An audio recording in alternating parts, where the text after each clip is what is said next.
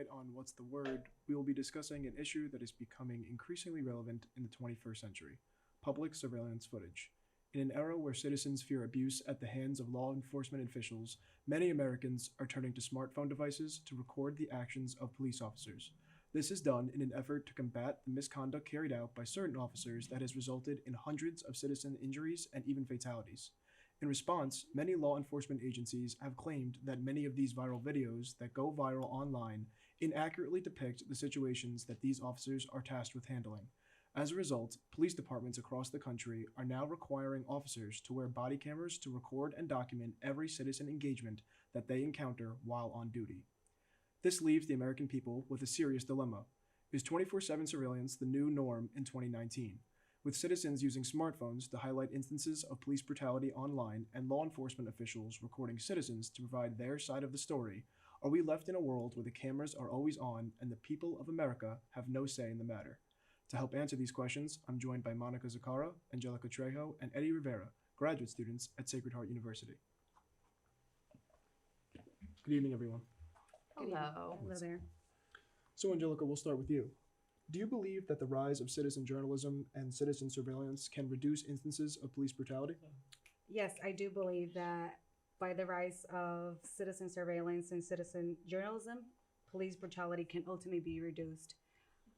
I feel like police officers nowadays, they already know that they're aware that they're being recorded. So by being that, they know that if they use their violence towards the citizens, that they're ultimately going to get suspended or their name's going to be to the ground, because it's now the norm.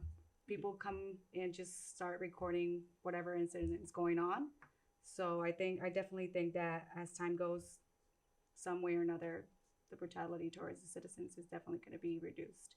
It's definitely a prevalent issue today, and I think you're right. I think that the more and more we see these cases online, you'd think that the bad name that certain officers would get because of their actions would really result in maybe them thinking twice next time they would want to be that aggressive, or would be as aggressive as they were maybe instructed even.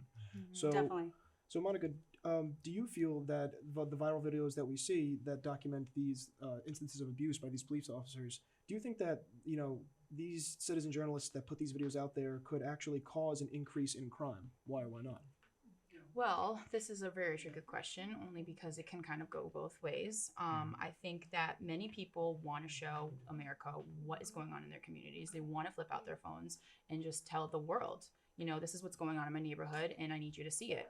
And if taking out your phone and documenting these viral videos and the police behavior that's going on today is going to make police act a little bit less violent and aggressive towards these people, then so be it. I think that will actually possibly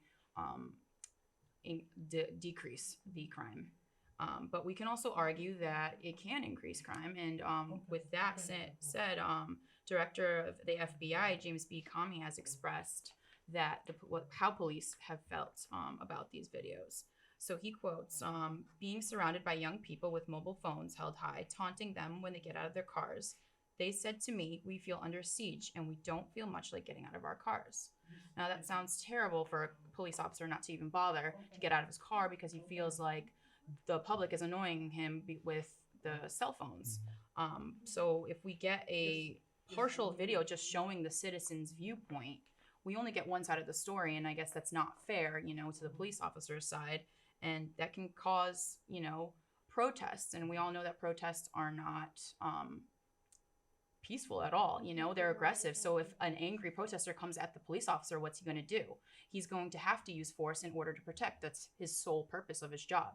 So if he needs to use force and needs to push people out of the way, that's going to cause crime, and it's going to be, a war essentially between both sides. Yeah, But I believe that one thing is pushing people or whatever, but another thing is just shooting 16 times at a person or killing somebody, choking someone to death. I think there's levels to that. Definitely think there's boundaries there. There's definitely these levels of severity that we talk about are tough because officers are instructed one way, but then a lot of them will claim that in the moment they were struck with fear or something along those lines, and that causes them to subdue whoever the suspect may be at the time, and then we see it on camera and it's extremely aggressive, and still at that point it's not forgivable because if someone loses their life or is severely injured, I don't really care at the time, at least me personally, Right. what you were encountering. It's unfair for someone to be, treated to that level of abuse. But I also understand, like you said, like some officers feel like they're under attack, like they're under siege, and that they can't do their jobs correctly without, someone pointing a camera in their face. So it is a double-edged issue for sure. So Eddie, turning to you, I mean, this issue of police brutality is not a new one. I mean, this one Absolutely. extends back, decades in this country's Mhm. history. So with that being the case, why do you think it took until the 2014 shooting of Michael Brown in Ferguson, Missouri, specifically, for the issue of filming police officers to be so widespread? Yeah, like you said, this has been going on for decades. But I mean, if you think about it, things are more accessible now. The world is literally in your pocket. Somebody in the early 1990s wasn't going to put out a video camera and record a situation going on. Now they can do it easily off their phones. Social media and the rise of Instagram, Twitter, Snapchat, all those three platforms has made it easier to share these events that's going on. So if something's going on live and in the current, you can easily figure out where it's going on, what's happening, and it reaches a bigger audience than it had in the past. So I think that's where the bridge and popularization happened. Absolutely. So I think we can all kind of speak to that level of accessibility, even not on this issue.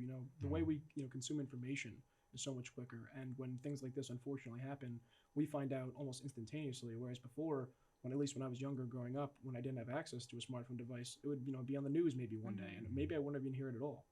So Yes, and I think yeah. that as of now that we have more people recording police officers and what they've done with citizens, I feel like we get a much broader view of what really is happening. And because ultimately, I feel like before the police officer would just provide journalists what they wanted to, not the whole picture. And that's what we used to just get. The mainstream media would just provide us with what police officers would provide them. Yeah. And those internal investigations are always controversial because they're the ones that get to kind of control and manipulate all of the information that's, coming back to the journalists or to the public. So actually, Yes. Angelica, I want to ask you this. Do you think that police officers should always be wearing body cameras? And as a follow-up, what are the benefits of these body cameras?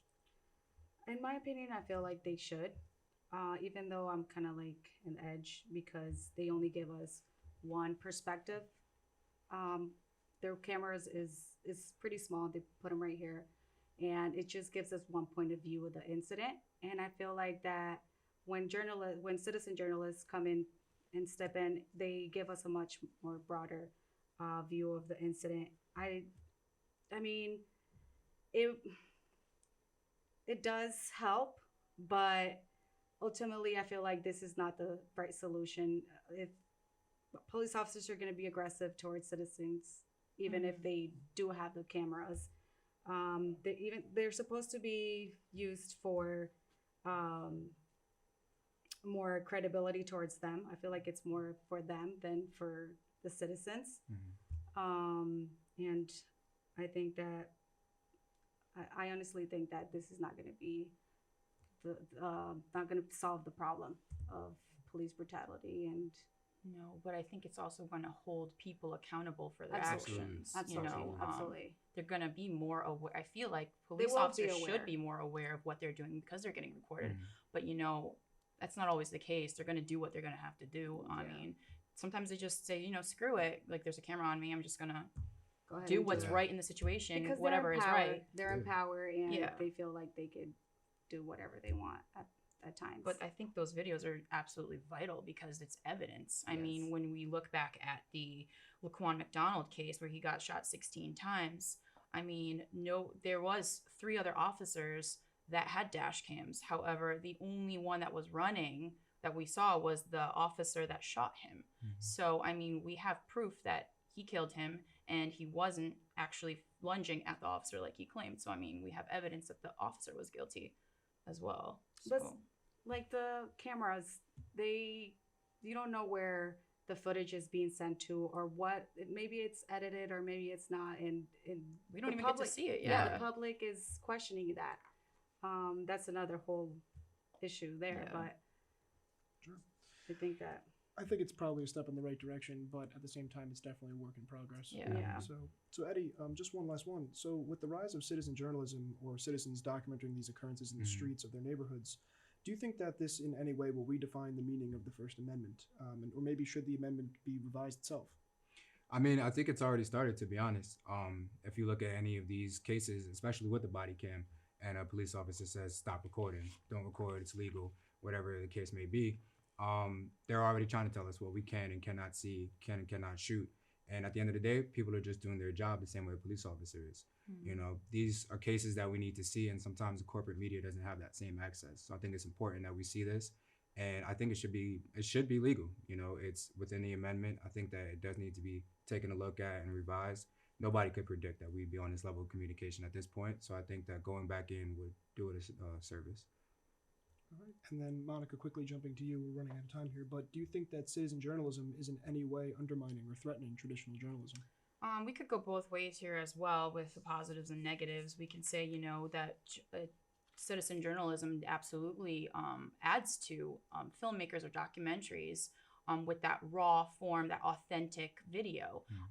Sometimes journalists can't jump into certain countries and certain situations and, you know, record what's happening because they're not in the right environment and they're really put in danger. So when you get a video from a civilian, you know, you really can use that to their purest form. And but the only thing is with that is that citizen journalism, it has its issues, it has its risks. You have to spend time and money actually looking into the fake news or the real news, you know, doing your research, and that is too time consuming sometimes for people. Yeah.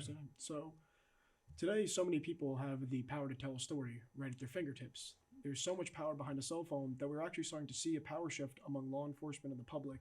Yet the power isn't exactly shifting from one group to the other. The power is actually shifting to our devices, giving those with access the ability to influence modern America now more than ever. Thanks for watching What's the Word? I'm Neil Grasso. Have a great night.